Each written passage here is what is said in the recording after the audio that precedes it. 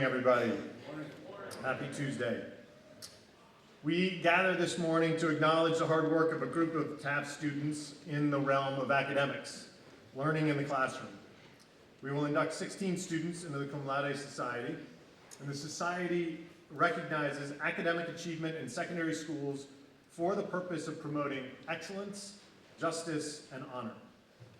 Like you, these students have dedicated themselves to the focus and diligence required to succeed in Taft's classrooms, and they have the distinction of earning a GPA in the top 10% of their class. This ceremony is also an opportunity to step back at the start of the year and ask what the purposes of Taft's classrooms are, because it's easy to think that our classrooms are really just sort of GPA producing machines.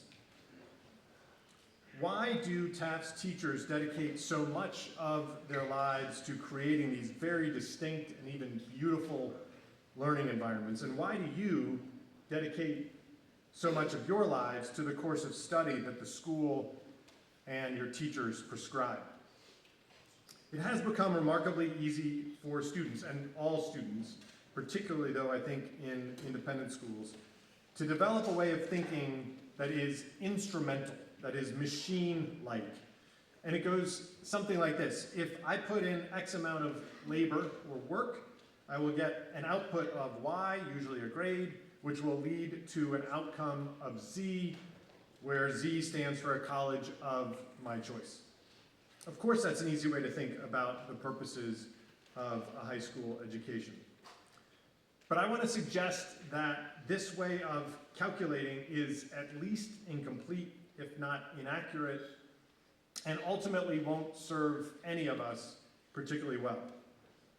First, as I've gotten to know my colleagues at Taft over the last 2 years, this is not the way that these amazing educators conceive of their role, both inside and outside of the classroom. Yes, we want great futures for you, including we want you to go to a college you're excited about. But when we think about what a great future looks like, our imagination of that is much broader than getting into a particular college. I highlight this because I think it would be actually incredibly fruitful for you to have an honest conversation with your teachers about this, to make sure that you're sort of generally on the same page. Start with your side. What are you trying to accomplish through this particular class and your studies at Taft? And then ask your teachers, what are their purposes? What do they have in mind for you? Identify points of intersection and overlap, and also where maybe you diverge. At least you'll want to know if you're pursuing the same or similar goals or not. And I think you'll ultimately be inspired by what your teachers have to tell you. But the second way in which an instrumentalist, machine-like way of thinking about a Taft education is incomplete is ultimately captured by the Portrait of a Learner. The portrait names goals for every Taft student, both in terms of your learning inside the classroom and outside of it. Strive for wisdom, find joy and purpose, build resilience, nurture relationships, practice humility, pursue excellence, and live with honor. At this point, hopefully they're starting to become a little familiar. Each of these is its own area for exploration. Ms. Parenti did an excellent job introducing a few of them and focusing on honor 2 weeks ago. If I had to choose one when I think of the purposes of academic life at Taft, I would choose strive for wisdom. In short, wisdom is the ability, the capacity unique to humans to think about the thing we are doing, not just instinctively to do the thing. To think about the thing, not just do the thing. So most animals, most creatures just do the thing, and that's enough to survive and reproduce. Squirrels and chipmunks this time of year, in this environment, gather nuts, same as last year, same as next year. What they don't do is step back and say, I wonder if there's a better way to do this, a better division of labor, or what if we created cold storage, or what if we developed other sources of nutrition? A friend recently recommended to me a lecture that the scholar and writer C.S. Lewis gave in 1953 when he moved from Oxford to Cambridge and became the chair of medieval and Renaissance literature. So you may know of C.S. Lewis because of The Lion, the Witch, and the Wardrobe series. He was more of an intellectual than he was a children's book writer. The lecture is about the human instinct and need to create time periods like the Middle Ages and the Renaissance, and about his realization that the more we learn, the more we realize that these periods are mostly inaccurate constructs.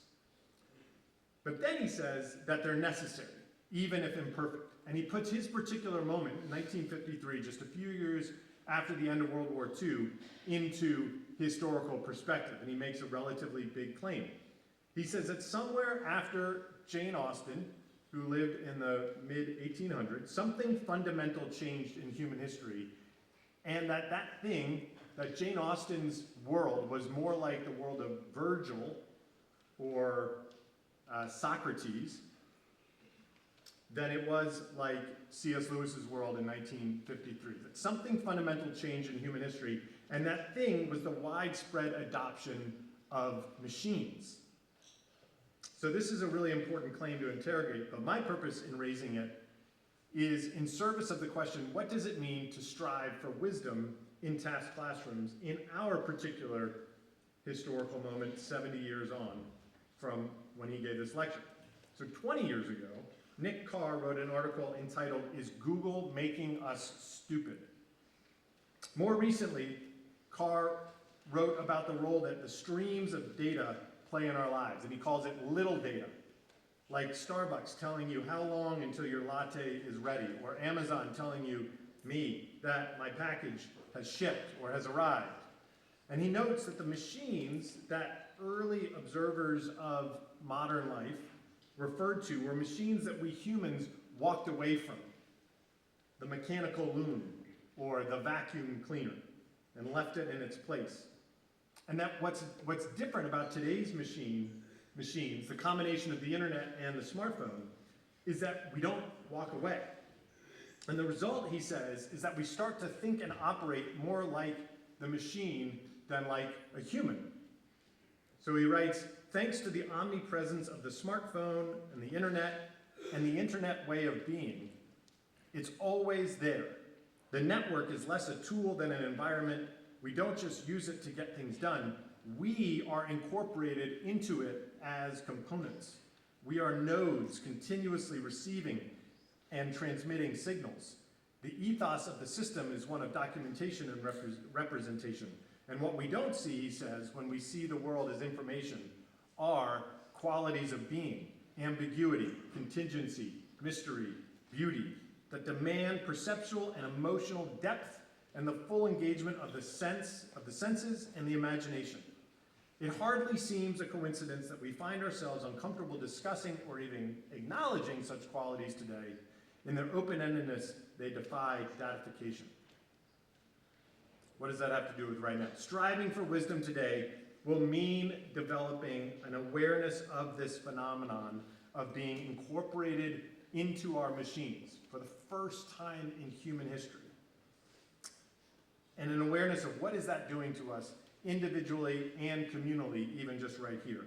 It means learning to think about our machines even as we use them, and not to be like squirrels. This is one reason why I believe it's vital that all of us resist the temptation to think about learning at Taft in machine-like and instrumental terms, inputs and outputs, and instead to step back and ask and imagine deeper and richer purposes for learning than the machines can conceive of. And it's in this that I am extremely hopeful, because we can actually imagine things that machines never will be able to. Which brings us back to our explicit reason for being here this morning. When we acknowledge these students for embodying the virtues celebrated by the Cum Laude Society, we know that the machines don't think in terms of excellence, justice, and honor, but we do. And for that, I will turn it over to Mrs. Parenti. Thank you.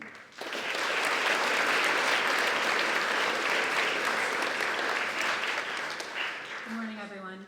In just a moment, we'll induct these students into the Cum Laude Society, but we do have a few other academic acknowledgements to make beforehand. The following students received commendations from the National Merit Scholarship Program. With a selection index of 210 or above, these high performers have shown outstanding academic potential. Please stand when I read your name, and please hold your applause until the end.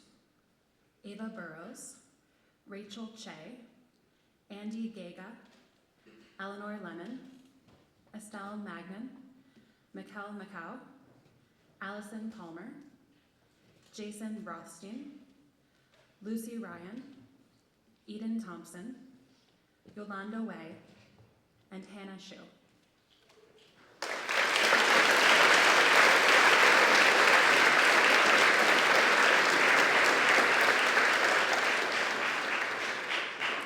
Each of you will receive a certificate from your college counselor.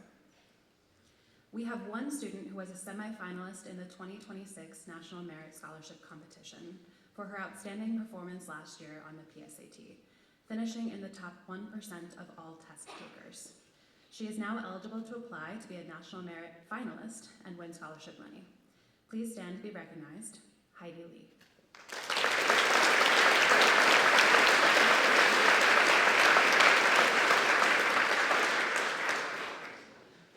The following students were the ranking scholars at Taft for the 2024-2025 academic year, with the highest unweighted averages in their classes. Please stand when I call your name. For the class of 2028, last year's lower mids, Andrew Kim.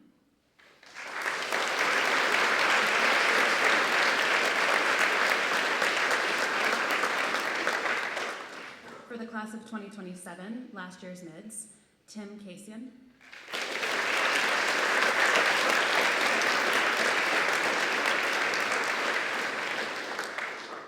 And for the class of 2026, last year's upper mids, Hannah Shu.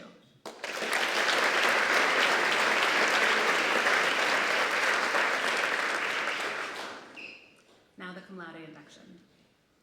Founded in 1908, the Cum Laude Society is the National Scholarship Society in secondary schools, corresponding to Phi Beta Kappa and Sigma Xi in colleges and scientific schools. A maximum of 20% of the senior class may be elected into membership in the Cum Laude Society. This morning, we will induct 16 members of the class of 2026 who merit inclusion into the society based on their academic records for both their middle and upper middle years. At this spring's graduation, this first group will be joined by other seniors whose selection will be based upon their records for their upper middle and senior years. The 16 students inducted this morning represent the top 10% of the class. Will those being inducted into the Cum Laude Society please come forward when I call your name? Kyle Casserly.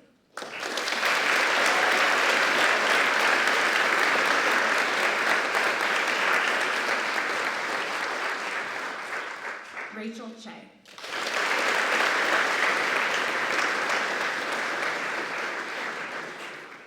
Tori Karenha.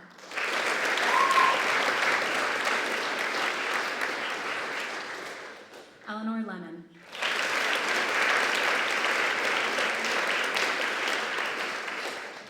Heidi Lee.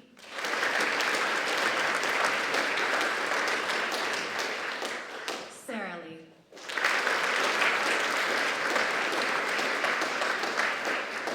Mikkel Macau.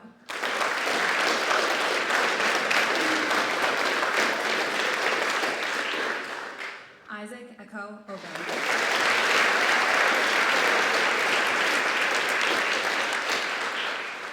Ellie Olette.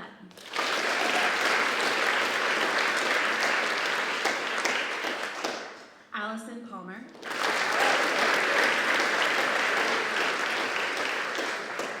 Liam Shereshevsky.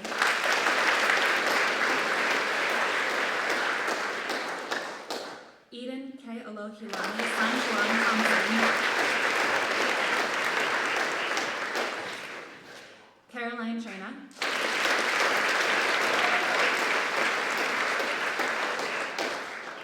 Hantian Hannah Shu.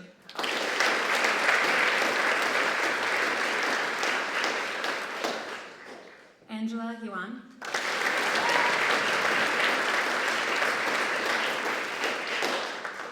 Stephen Jong.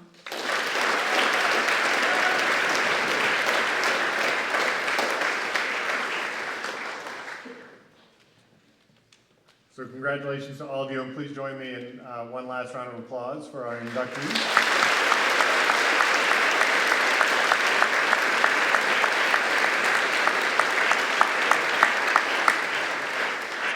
And as you go from here into the rest of our Tuesday, please do consider engaging your teachers either today or in the near future in a conversation about why we're all here doing this in the first place. Have a great rest of your day.